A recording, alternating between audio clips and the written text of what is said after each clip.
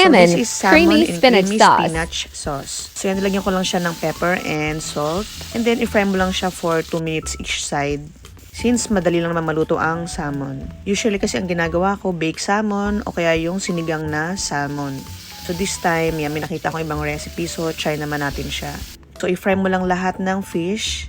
And after that, magsusaute na tayo. Sa the same pan, lagay ako ng konting oil and then butter. Magsusaute tayo ng garlic and onion. So, ayaw natin masunog yung garlic. So, lagay na natin yung onion. And then, maglagay na kayo ng konting salt para lumabas yung flavor ng onion. Then, that's the time lagay nyo na yung Nestle cream.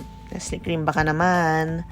So, yan. Then, nag-add lang ako ng konting water para hindi thick masyado yung sauce. And then, timpla natin ng salt, pepper, and then, naglagay lang ako ng yung Knorr lang na original. And then, lagay mo na yung salmon. Since luto naman na yan, sisimmer natin siya ng konti para hindi ma-overcook. And then, lalagyan na natin yung spinach.